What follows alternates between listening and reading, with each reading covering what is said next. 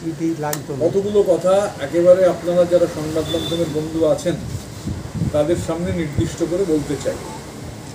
এক হচ্ছে যে ত্রিপুরার মাননীয় মুখ্যমন্ত্রী বিপ্লব দেবকে সাম্প্রতিক সময় বলতে শোনা গেছে যে আপনারা সিপিআইএম কর্মীদের ঘরে ঘরে যান, সিপিআইএমের কর্মীদের বোঝান, তাদের জয় করে আনেন, আর যারা তৃণমূল করে তাদের হচ্ছে সব গ্রেপ্তার করা হবে, এবং এমনকি যারা ত্রিপুরায় আসছেন পশ্চিমবঙ্গ থেকে তাদের সবাইকে গরু পাচারকারী হিসেবে বিপ্লব দেব অভিহিত করেছে।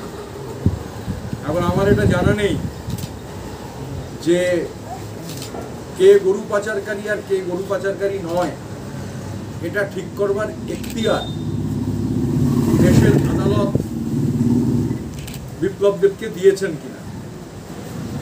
এই যে কমেন্ট, এই যে মন্তব্য বিপ্লব দেবের, এটা থেকে পরিষ্কার যে বিজেপি প্রতিদিন হচ্ছে বিজেপির পায়ের তলা থেকে মাটি সরে যাচ্ছে, আর সরে যাচ্ছে বলেই এই ধরনের মন্তব্য করতে হচ্ছে।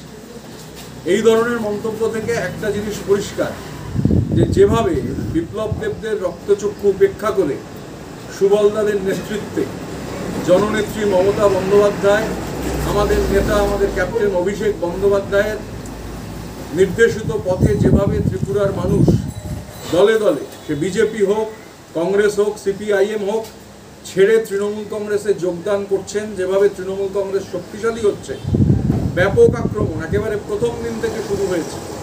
আমাদের নেতা অভিষেক বন্দ্যোপাধ্যায় যেদিন এসেছিলেন, মা ত্রিপুরেশ্বরী মন্দিরে যাচ্ছিলেন, সেই কনভয়ে আক্রমণ দিয়ে শুরু হয়েছিল। তারপর একটা দুটো নয় 13টা গাড়ি ভাঙচুর করা হয়েছে, সুবলদার ওপর আক্রমণ হয়েছে, আমাদের অসংখ্য নেতাকর্মীরা রক্তাক্ত আক্রান্ত হয়েছে, মিথ্যে মামলা দেওয়া শুরু হয়েছে, পান্না দেব তার বিরুদ্ধে মিথ্যে মামলা দেওয়া হয়েছে। এখন এই কাজগুলো যত ওরা করবেন, ওরা মনে করছেন যে এভাবে ভয় দেখিয়ে বোধহয় কণ্ঠস্বর স্তব্ধ করে দেওয়া যাবে। এটা ফ্যাসিস্টদের পুরনো কায়দা। 30-এর দশকে হিটলার, মুসোলিনি, ফ্র্যাঙ্কোরা এই একই কাজ করার চেষ্টা করেছেন, কিন্তু সফল হননি। ইতিহাস তার প্রমাণ বহন করে।